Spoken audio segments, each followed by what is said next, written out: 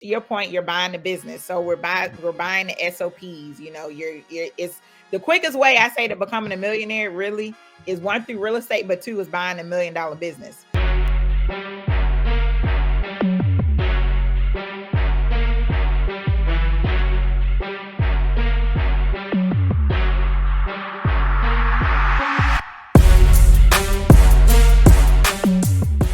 Let's go. We are back for another episode of Entrepreneurship Exposed with your guy Beez.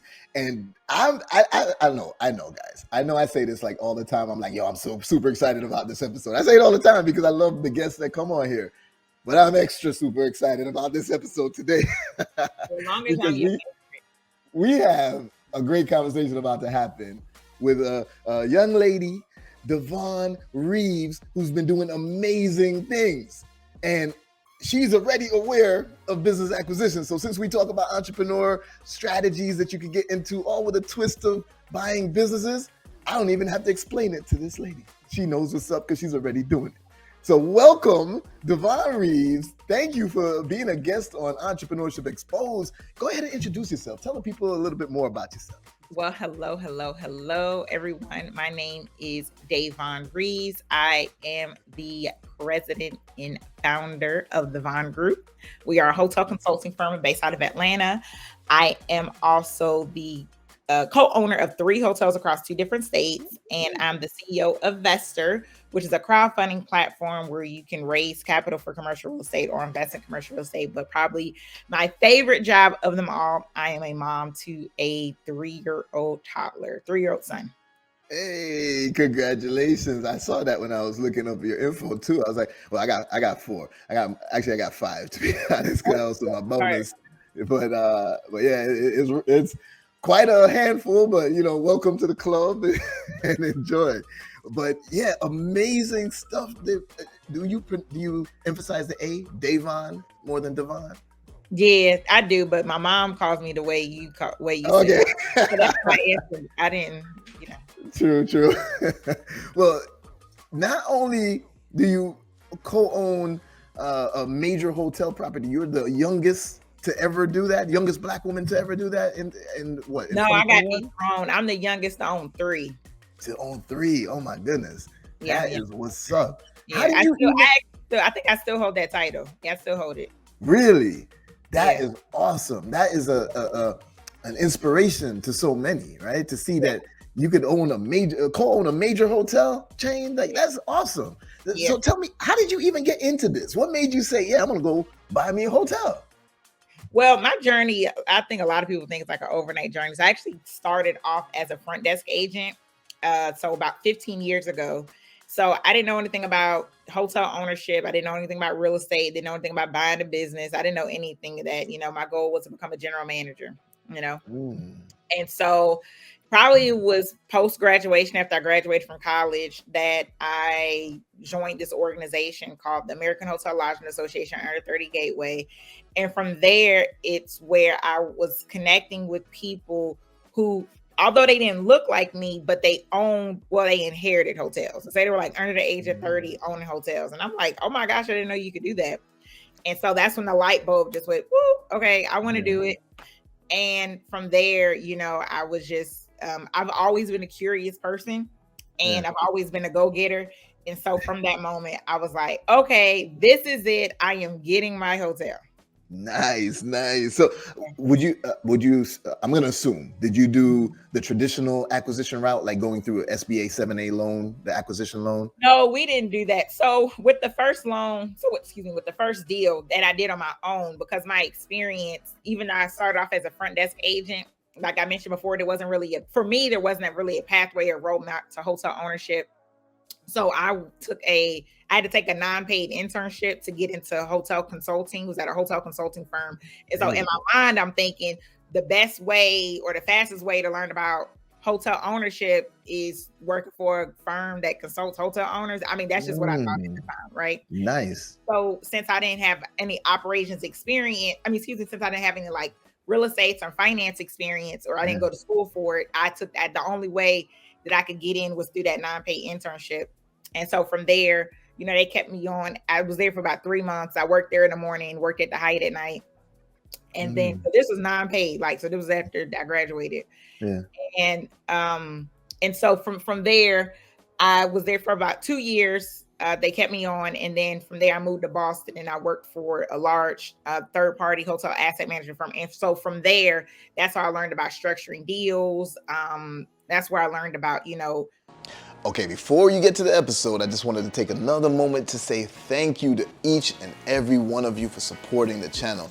Entrepreneurship Exposed is starting to grow like crazy, and it's all thanks to you guys. Now, if you like the content, like the information that you're getting, like the guest speakers, like all of the strategies, then the way that you can support us is by subscribing to the channel below. Now, after you subscribe, you want to make sure that you also like every video. You comment on it if you can. And even more important is to click that notification bell. That notification bell will make sure that you get to see every single episode with all of this amazing information so that you can get started on your journey as an entrepreneur. All right, now back to the episode. Let's go. The raising capital on the higher level side. Oh my God, I'm in love. Yeah. So, and then in 2020 is when I partnered. Well, I'm skipping the Vonne Group. I found the Vonne Group in 2017. And then 2020, that's when I partnered with Nassau Investments, and we acquired the Home 2 Suites. And so from that particular deal, how we got that deal was more so we assumed the loan. So it wasn't, we didn't go the traditional route of this. With this particular hotel, we wouldn't have been able to take on the SBA 7A loan because, with SBA 7A is 5 million or less. Yeah.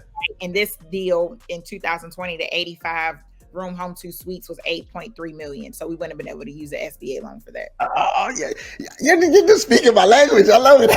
I'm like super excited. And so you structured the deal. First of all, you said you learned structuring, how to structure a deal when you were at that consulting firm. No. Yeah, before that, I got to go back because you said that you took a non-paying internship in order to learn more about the industry so that you could get into it. That right there is an example that everybody should follow, right? People are like, oh, I don't know nothing about this. I don't know what to do. You said, nah, I'm going to go find out about it. I'm going to go into a 9-to-5. This is what I tell people. There's nothing wrong with being in your 9-to-5 as long as you're taking something from it.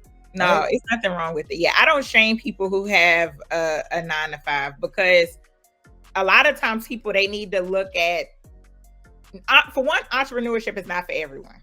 So that's the key, right? Definitely. And then two, if you do want to become an entrepreneur and you still have a 9-to-5, use that 9-to-5 as your first investor in your business. Yes. Because it's a different hustle when you don't have that base supporting you. Right? Because you're more willing to give up, you're stressed, you can't really think and focus. Those two things, either you really stress and you're going to figure it out, so you don't want to get a 9-to-5, or if you have that cushion, it allows you to think, it allows you to do different things, and you can use the money from your 9-to-5 to invest in your first business. So it's two routes that you can go.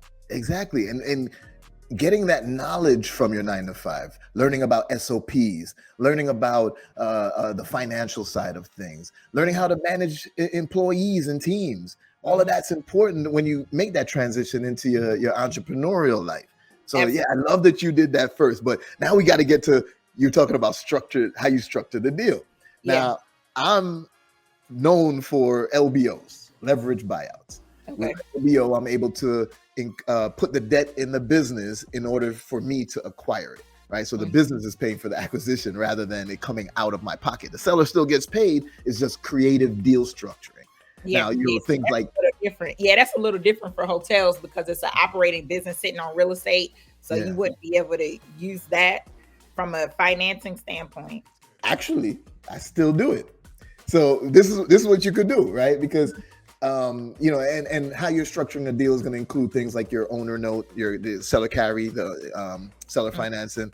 Now, if they own, because I focus on motivated sellers, in particular the retirees. You could use the seller financing. So to your point, yes, you could do owner financing. Yes, you can do that. Exactly. Yeah. So, and amongst other things, so I stack the deal with multiple things, right? But because I'm focusing on the retirees, they often had their business for 30 years, the baby boomers.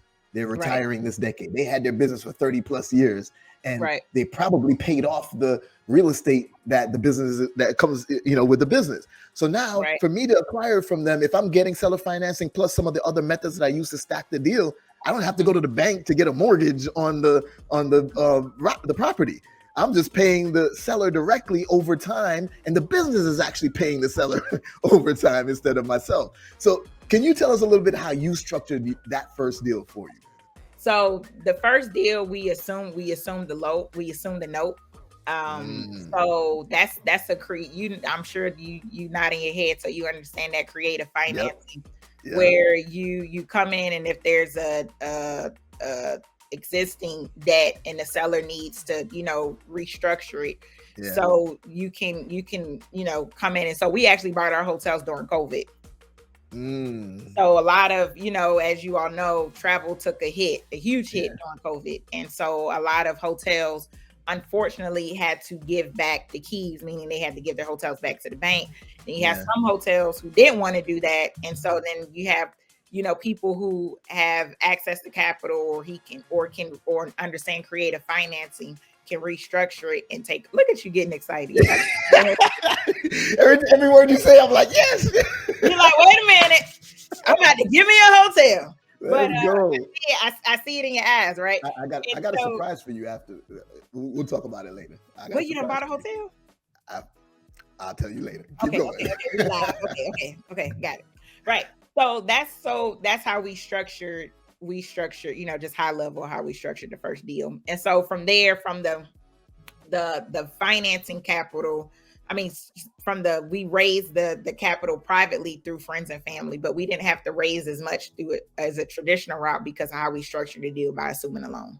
Got you. I love it. Right. And it's funny because a deal I was just looking at this morning was exactly the same thing. They had an EIDL loan, which EIDLs are the best because they're the best terms, the best repayment terms, the best interest rates, everything. Right. And they're like, would you be willing to assume the loan? Of course, because then that reduces the cost that I got to pay you to get it. And then sure, the business is going to pay back the loan over time anyway. And I get to look at the financials before I even acquire. And I know that the business can afford to pay it back. So yeah, no problem. Yeah. So I love when you say that. That's exciting me, man. Now, you with the Vonne Group, that's your hospitality firm, right? Right. Yeah, that's my consulting firm. Yeah.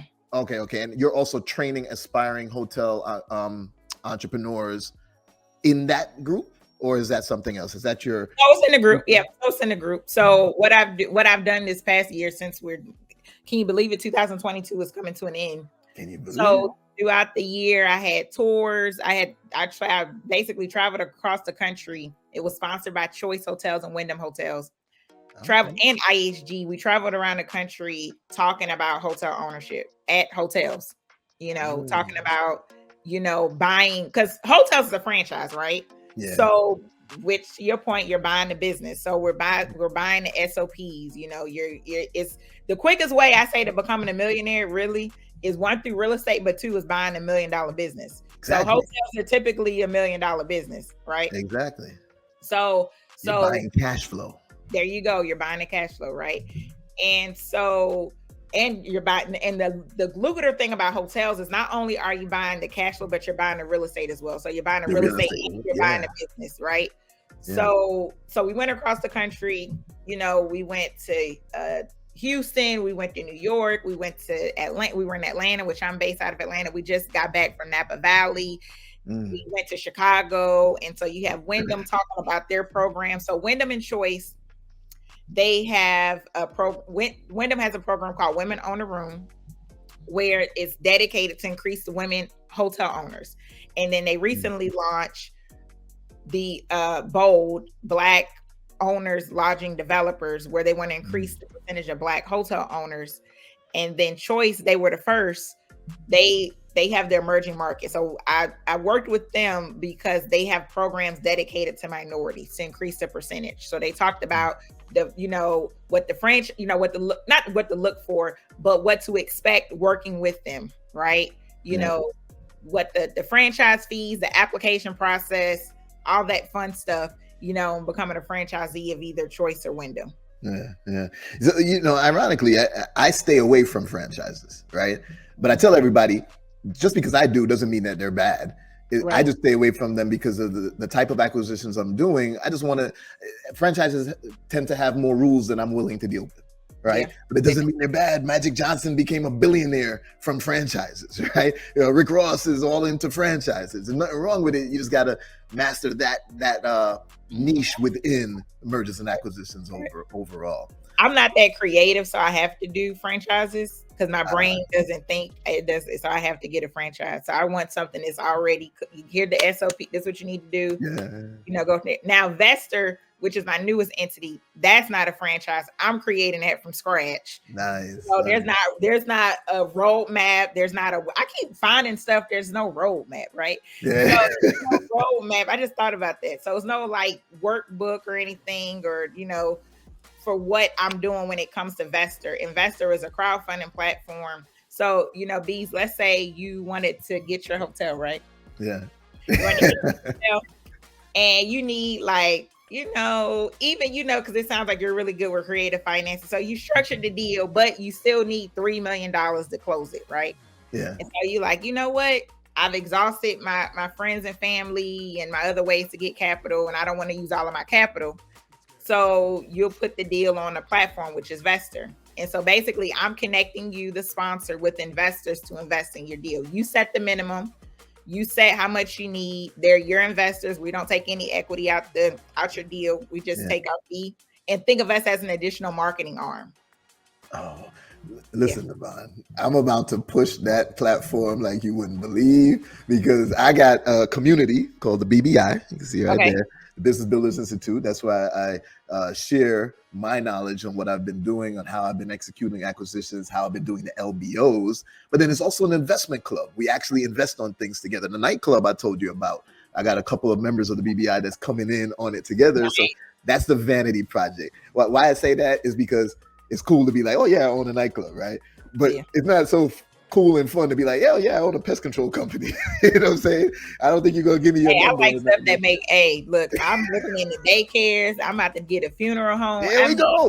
You know what I mean? Cash flow, baby. So I don't, you get stuff. I like to look into stuff that's recession proof, right? Yes. You know what I mean? So people will always have pests. So don't down on the pest control. I personally probably wouldn't get into pest control, so I don't like pests, period. But from a business standpoint, that would make sense. But to the best platform, it's not even just for hotels, daycares, that nightclub you was talking about, right? Anything that's commercial real estate. We don't do residential, but we do commercial.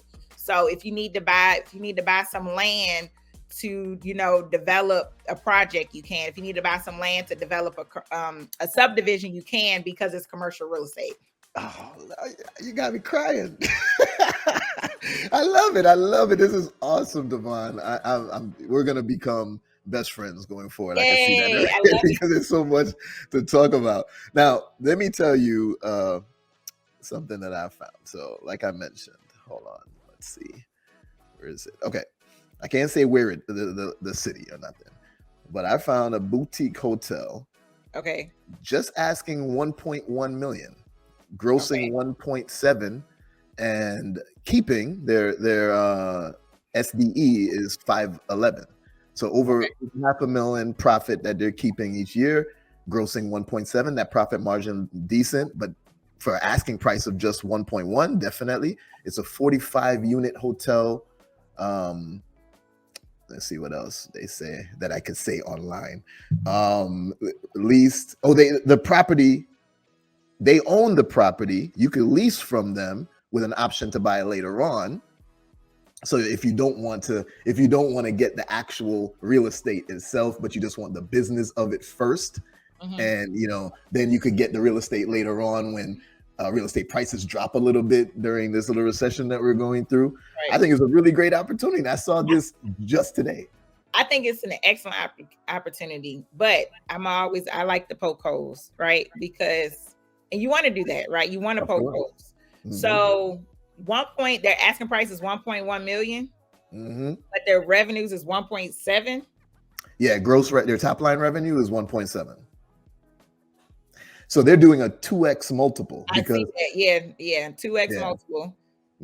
Which I normally, when I'm doing valuation on a business, I'm going to check fair market value, right? So I'm going to look at different charts that say what that industry's multiple should be. Yeah, it's usually right? 2. Yeah, 2x. So I haven't looked. Hotels are typically about a 2x multiple. 2x multiple, 2 to 3x. That's what you're looking for. But that one right there is 1.1 million, 1.7. Usually it's the opposite. Usually their asking price is 1.7, and then the revenues is like, because it's weird that their revenue 1.7 is higher than their asking price. Because and I've seen this, it's not that weird, because what I've seen and the common approach across all industries is it's a multiple of your SDE, a multiple of your profit, not a multiple of your gross revenue, right? There is another way to do valuation based on your gross revenue, but usually it's based on the profit. So if their profiting is five and change, what did I say? 511, that 2x multiple is what gets them to that 1.1 or so. So you said 1.1 is the asking price, 1.7 is the gross, and then what's the net? 511,000 for a 45 unit boutique hotel. In a popular busy city that I can't say what it is right now. I mean, it sounds like a good deal. So I mean, it does sound like a good deal, but my question would be, why are they doing this option? Are they retirees? So they're trying to get rid of it. Yep. They don't want to do it anymore. So it's owner. It sounds like, so it must be owner operated. They didn't bring in a management company.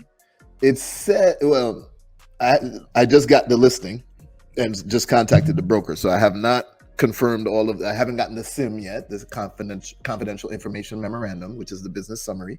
I haven't gone through like full numbers, like their P&Ls and things, but from the listing, they put these fancy keywords to attract you, and it says turnkey boutique hotel. So it implies that the owner is not putting that much hours themselves, and probably do have enough employees in it that is running it well. But we're gonna find out. The main point was I just wanted to mention it to you. I mean, it sounds good, because literally you paying it off in like a couple years. So like you said, it's a 2x multiple. So it makes sense.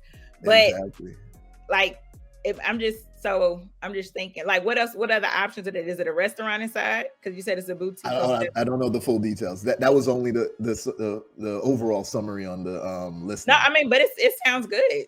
Oh yeah, we gonna talk more about it for sure. Because it sounds like, the reason why I'm trying to poke holes, because it's kind of like too good to be true. Because I'm like, I'm trying to flip it for you. I'm like, wait, that don't even sound right. But I'm like, really? Because here's the thing.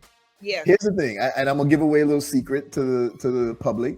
I see so many deals that I've realized a very specific range that I stay in. Meaning, I'll see a great deal and it's for sale for $3 million, and their top line revenue is 3.4, and they're keeping 800,000, something like that. I've seen those type of numbers a lot, but I've seen the same exact type of business with the same opportunity for growth for under 2 million. So this is my magic range. The selling price is under 2 million. The top line revenue is over 2 million. And the profit, the SDE, seller discretionary earnings, is over 500,000. So it's usually between 500,000 and 1 million. So I see so many deals like that. I've realized that there are so many like that, and that's better. Why go for the one that's 3 million if it's a very similar structured deal when I could get something under 2 million and still keeping the same amount of profit? Right. So we're gonna have a meeting where I want to show you my deal board, and you're gonna see some. So that deal I was just doing, because I'm a percentage person. So that deal right there that you just talked about with the hotel, so that's a 30% profit, right? Yep. So that's pretty good. Yep. Now, I would look to see if there's any work that needs to be done to it. Of course, definitely. Yeah, because that would definitely impact it. I'm getting personal consultation from Davonne, y'all, on my hotel acquisition. We getting it in. Let's go. It just sounds really good. Like 1.1, and then the top line revenue is 1.7. And then you said how much is net? How much are they netting? 511,000 and change. Yeah, so that's still close to 30%. So that's 30% profit margins down to the bottom line, which is really good. Yes, it is. Yes, it is. And But yeah. We'll get into it deeper offline because we could make the whole conversation about this. Let's talk about some more. People want to know how to analyze deals, so there we go. There we go. Right? So we have a question from the crowd, and it says, "Have you ever looked at opportunities overseas with hotels to acquire overseas?" No, not yet. Now, I did say I did take a group to Turks and Caicos. For them to look at deals overseas, because I get people a lot. I personally, that's not my investment thesis. Like, it's just not what I'm trying to do. That's just not my jam. Where are you from originally, by the way? I was born in Philly, but I was raised in Clayton County, Atlanta. Oh, okay. I saw the lines behind you. I thought that was a specific flag, but that's my favorite color is green. But yeah. So, but that's just not me. And the reason why is because you have to. Every country is different, so you have to understand the local laws. Exactly. You have to deal with the politics. You have to deal with the community. Then you got to find somebody to run it for you. How my life is set up right now. I'm just not dedicated to that. True that. That will come at the end of this call. I'm gonna ask you about a specific challenge that I got. Not yet, but I'm gonna ask you about that challenge, and I think that's gonna lead you to them overseas acquisitions as well. But we'll get to that too in a second. I think it's time for us to pop the hotel industry, right? Hotel acquisition. We might as well get into it, right? So you got to tell me, you got to tell the audience, what are the pros if you want to be an entrepreneur? What are the pros of getting into hotel acquisitions and hospitality industry overall? What are the pros of getting the hotel acquisitions? Yeah, definitely the returns. The returns, and it's more, and it also depends on your strategy. If you're more like an equity or a cash flow person, you sound like you're more of an equity person. So from depending on the type of hotels that you get into, you can get into the equity aspect, or you get into the cash flow. But the biggest thing is not only are you buying the real estate, but you're buying the business. Exactly. So that's two different opportunities for you going back. I know you don't want to talk about it, but the example that you mentioned before is an opportunity for you to own the real estate and then own the business, which they're leasing out the business, and which you can later do out. That's something that you can do later on if you just decide to buy the entire hotel full out. Definitely. Yeah. I agree. That's a huge advantage. I always say that there's three major ways of creating wealth in this world. Real estate is one of them. The financial markets, that's your stock, your Forex, even your crypto, and then owning a business, whether you buy it or build it. Right. Whether you acquire it or you build it. So now you get to get two of them at one shot by acquiring a business and getting real estate. So yeah, you're right. That's an amazing pro, and I definitely love it. So what about opportunities now? New things that may be happening. Why, hey, this is the perfect time to jump into it. Anything like that you could share? With the hotels, so what the hotels are doing now, they're developing a lot of brands as an answer to like multifamily and short-term rentals, right? So there's opportunities for folks who are in who coming from the multifamily space, or they're coming from the short-term rental space. So the brands they're coming up with different extended stay models, right? Which is great from a cash flow perspective because it's less amenities, meaning, higher profit margins. So that's an opportunity. And then Marriott, they just launched like an aparttel. I forgot the name of the brand, but basically if you own, so here's a revenue stream opportunity, right? So let's say you own an apartment building in a nice area, I don't know, San Francisco, I'm just making it up. And you're having issues and you have this floor and you want to bring an additional stream of revenue. Well, you can, use a brand like Marriott. They can rent out that floor, or Sonder. They can rent out that floor from you or lease it from you. They're making money. You're making money. And that's a different stream of revenue coming in.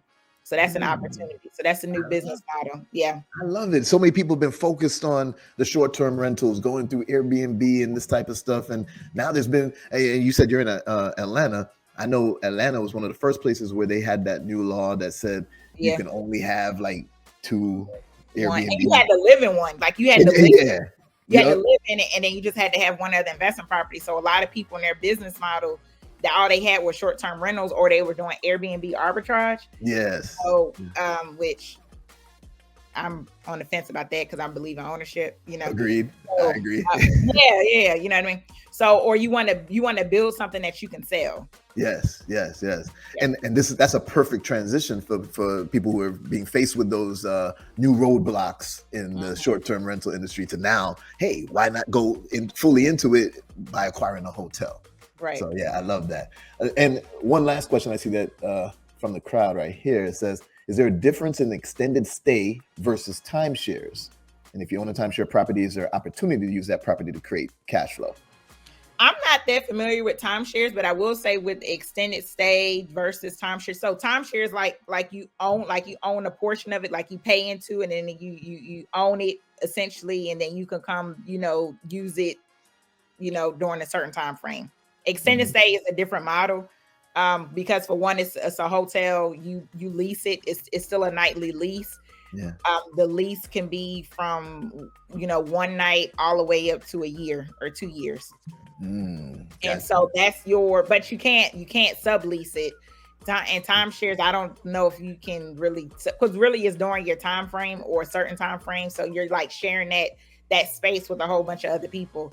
And with the extended stay model, you're not doing that. Extended stay, essentially what it is just a hotel room it's a hotel, but the rooms are a lot larger. So you can stay there, it's designed for people who need to stay there for months or weeks at a time. Perfect. Okay. So now the problems. I think that's the most important aspect of this, right? We went into the pros, the opportunities. What are the problems if somebody's getting into the hotel acquisition space? What are the problems they should look out for so that they can navigate around them? Really understanding how to analyze a deal. Because you need to understand how to evaluate hotels because really the biggest thing is evaluating the business, right? Yeah. Because real estate is real estate. If you can evaluate real estate, but really understanding the business model and then also operations. So that's the biggest thing. Really, if you don't know how to operate a hotel, you can lose money. You can be the best business person ever, but I've seen it so many times where people who are very successful in other businesses, they come into hotels and like, oh, I can do it myself. No, just like Warren Buffett say, you bring in experts to handle. There we go. Yes. Going back to that example, because I think it's a great deal for that. If you do decide to move forward with it, hotels, bringing a really strong general manager or bringing a consultant to someone who really understands operations. So that way you can protect your investment, because for one, with hotels, you need not only heads and beds, but you really need to understand the revenue management strategy. Yeah. And you also need to understand how to manage expenses. And because hotels are based off of nightly leases, right? So you going in that hotel, thinking you're going to do an amazing based off the previous owner. And then something like COVID hit or another recession hit or something, right?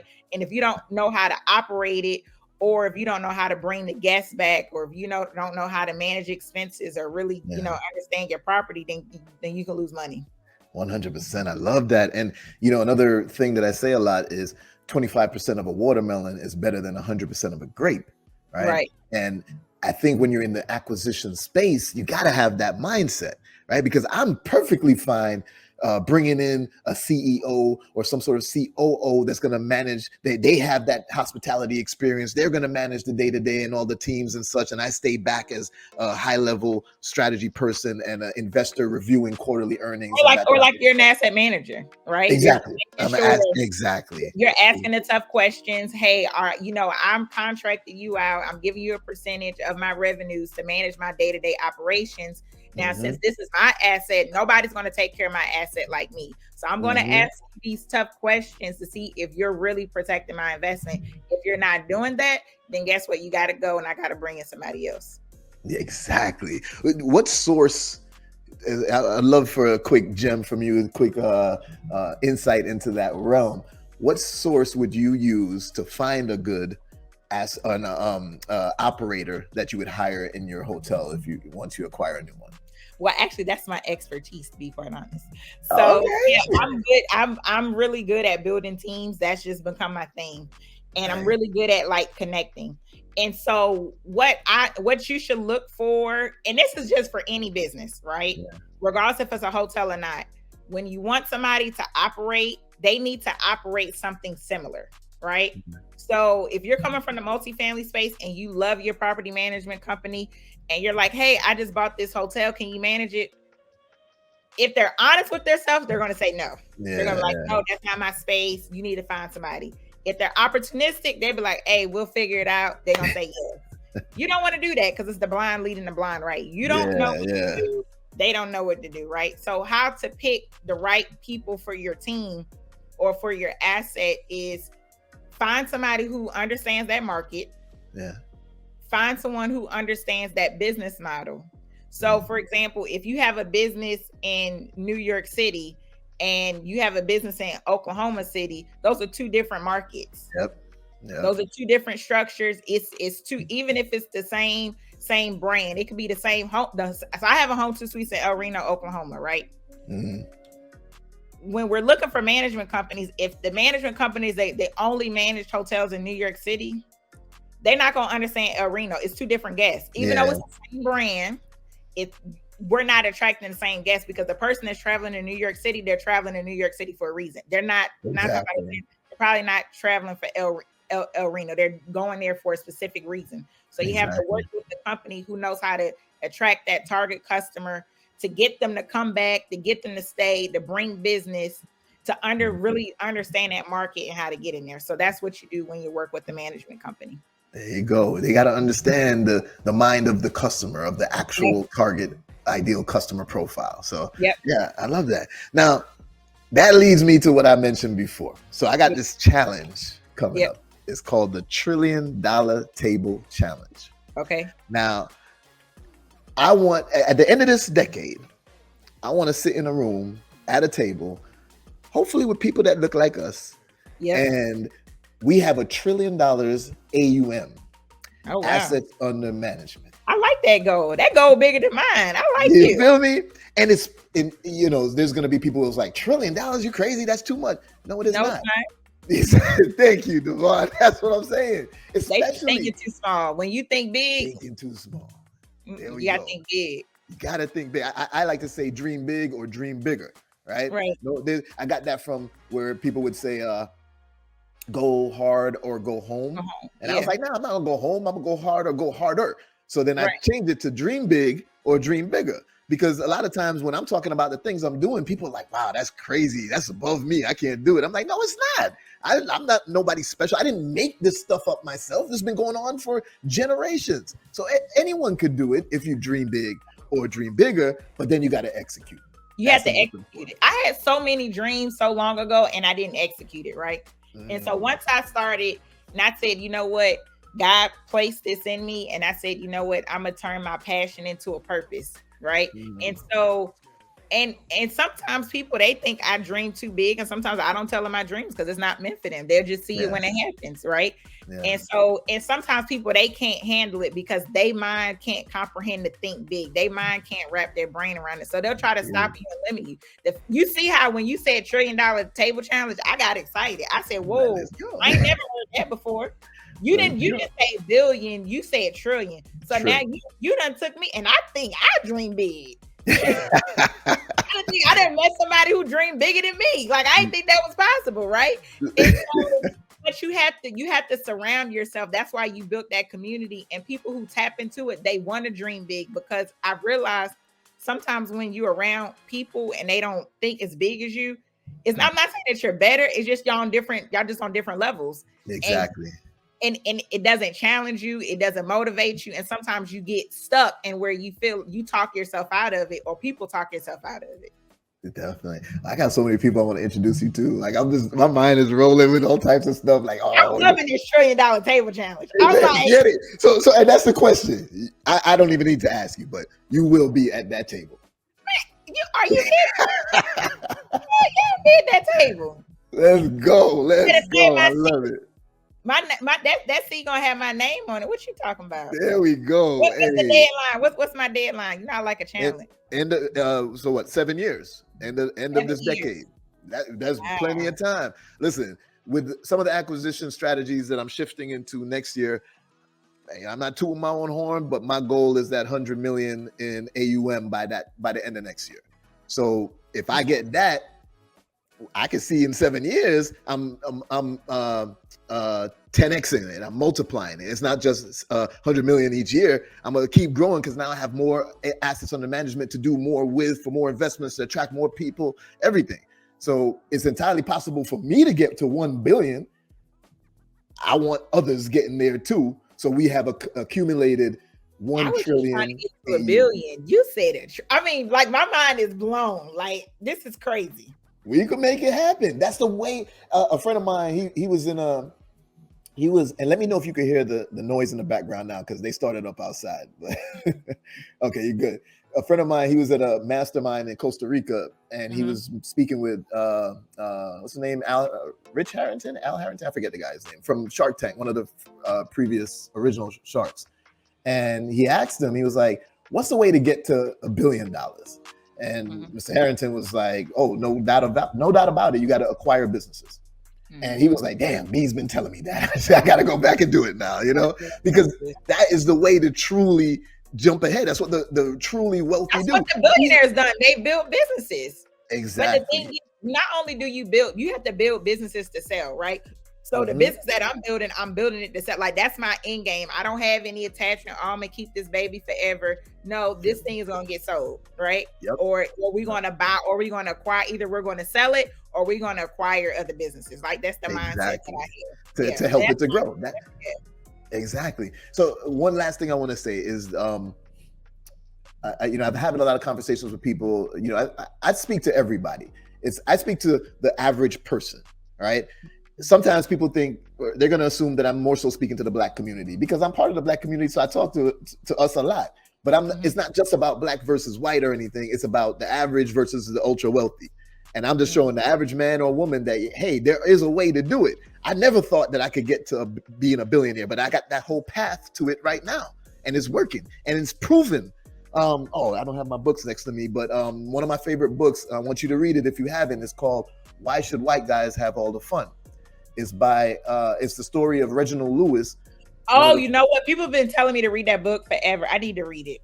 Read it. That book helped change my life, especially because he was doing not just acquisitions, but he was doing it in the way that I'm doing now, which is the leveraged buyouts, right? So there's no excuse that anybody has. Oh, I don't got good credit. I don't got good money. I can't acquire something. That's not true.